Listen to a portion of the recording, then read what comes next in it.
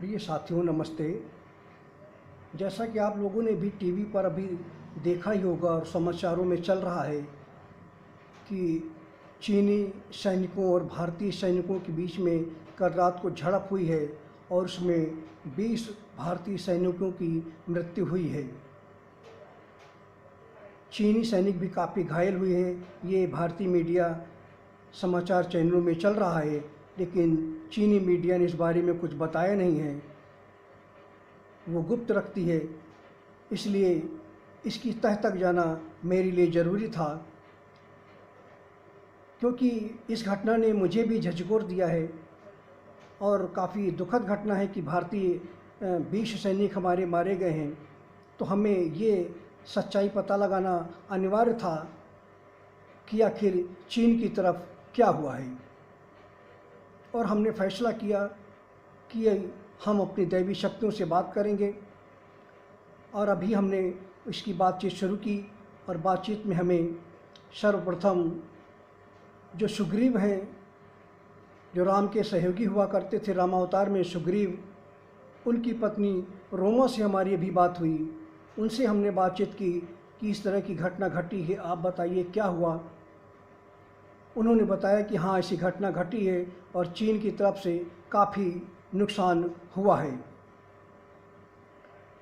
उसके बाद जब हमारा कनेक्शन काट कर हमने दूसरी बार अंतरिक्ष में, तो हमारी बातचीत सत्यव्रत नाम के एक महान पुरुष से हुई।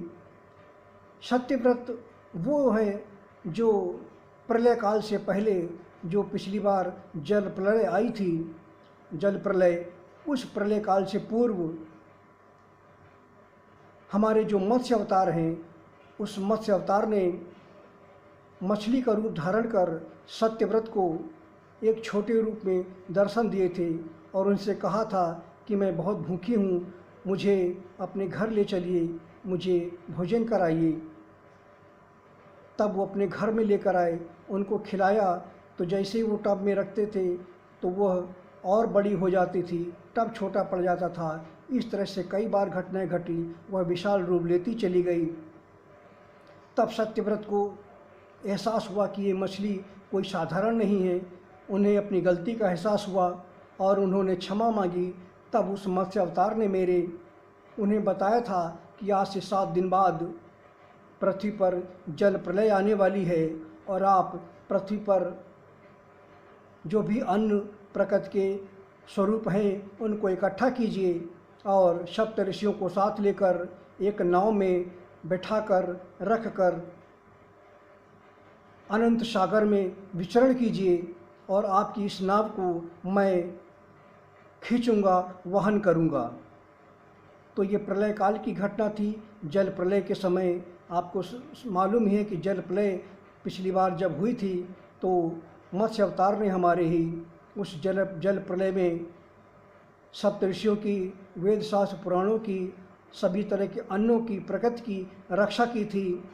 नाव में रखकर लंबे समय तक सागर में वह नाव विचरण करती रही और मत्स्य अवतार उसे खींचते रहे थे।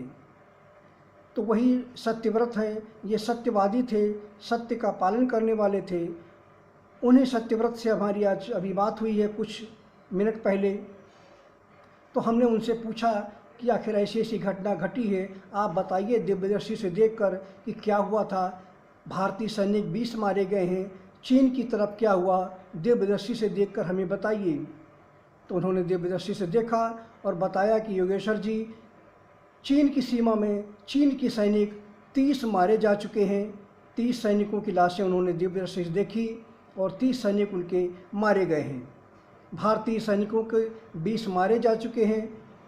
इसके बाद हमने कहा कि हम चीन के कमांडर से बात करेंगे।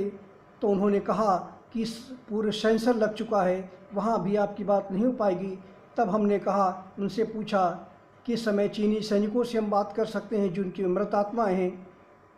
तो उन्होंने कहा कि वो सब नर्क में भेजे जा चुके हैं। तब हमने उनसे कहा कि अगर नर्क में भेजे जा चुके हैं तो हमारी जो कुलदेवी हैं, हमारे भक्त वैतरणा की जो कुलदेवी, जो हमारे अनन्य भक्त हैं, उनसे हम बातचीत करेंगे क्योंकि वो बैतरणी के ही अधिष्ठात्री हैं। तो वहाँ कितने सैनिक भेजे गए हैं नर्क में, वो पूरी रिपोर्ट दे देंगी। तो अभी अभी हमारी बैतरणी की जो कुल देवी हैं उनसे हमारी बातचीत हुई। उनसे मैंने पूछा, बातचीत की। उन्होंने बताया कि योगेश्वर जी, राजा जी, ये चीन की सीमा में जो सैनिक मारे गए हैं चीनी, उनमें से 20 सैनिक अभी 8 बजे शाम तक 20 सैनिकों की मृत आत्माएँ यहाँ आकर गिरी हैं।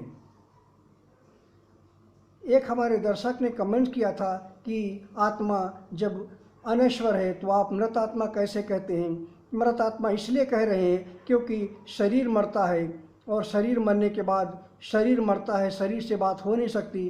तो इसलिए शरीर के जो मृत जो आत्मा है, जो आत्मा छोड़कर जीवात्मा आई है, तो आत्मा नहीं मरती लेकिन जीव मरता है। तो इसलिए शरीर छोड़कर वो आई, तो उस जीवात्मा से हमने बात की, उसके बारे में बात की। तो हमारे भक्त हैं जो कुलदेवी हैं बैतरणी की, उन्होंने बताया कि 8 बजे शाम तक 20 सैनिक नर्क में भेजे जा चुके हैं और 15 सैनिक भी यहाँ पर अब तक आ चुके हैं। तो ये बहुत ही भारतीय सैनिकों की जो शहीद हुए हैं काफ़ी दुखद रहा, और ये सब मोदी जी के घमंड की वजह से है। अगर इन्होंने समय रहते हमारा सहयोग, हमारा आशीर्वाद लिया होता तो ये ऐसी घटनाएं नहीं घटित होती।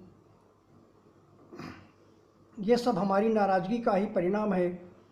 मोदी जी के अहंकार ने भारत को काफ़ी संकट में डाल रखा है, लेकिन फिर भी हम देश के मान सम्मान और गर्व को टूटने नहीं देंगे। तो ये आप लोगों को खुशी होगी कि भारतीय सैनिक भले ही 20 मारे गए, लेकिन चीन के सैनिक 30 मारे जा चुके हैं और 20 घोर नर्क में भेजे जा चुके हैं। तो मैंने सोचा अपने भक्तों को, अपने चाहने वालों को यह शुभ सूचना मैं दूं। इसलिए अब मैं करीब 11:15 बज रहे हैं और इस समय मैं आपको एक इमरजेंसी वीडियो दे रहा हूं। आने वाले समय में ट्विटर पर जब अकाउंट बनाऊंगा तो ऐसी कोई बात होती है तो मैं ट्वीट करके आप लोगों को सूचना दे दिया करूंगा।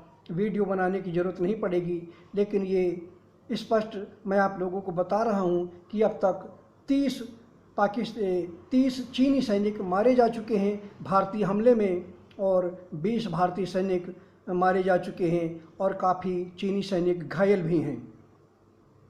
ये कन्फर्म है कि 30 सैनिक चीनी मारे जा चुके हैं और 20 सैनिक भारतीय मारे जा चुके हैं। दोनों तरफ से अभी भी काफ़ी घायल हैं और भारत सरकार को चाहिए कि इसमें सख्त रवैया अपनाते हुए चीन को सबक सिखाया जाए। तो मैंने अपने साथियों को, अपने दर्शकों को, अपने भक्तों को ये स्पेशल वीडियो आज दिया है और आपको सांत्वना ये वीडियो ज़रूर देगा कि भारतीय सैनिक जरूर 20 मारे गए हैं, लेकिन भारतीय सैनिकों ने 30 जो चीनी सैनिक हैं उनका भी वध किया है, उनका भी मौत के घाट उनको उतार दिया है। तो ये आपके लिए, हम सब के लिए तसल्ली की बात है कि इसमें सिर्फ भारतीय सैनिक ही नहीं मारे गए, भारतीय सैनिकों से ज़्यादा चीनी सैनिक मारे गए हैं। धन्यवाद साथियों, ये एक इमरजेंसी वीडियो मैंने दिया है आपको, और आपको इस बात की खुशी होगी, मरहम लगेगा आपके दिल में कि भारतीय सैनिकों ने भी अपने से ज़्यादा सैनिकों को मार गिराया है चीनी सीमा में, चीन के सैनिकों को। शुक्रिया।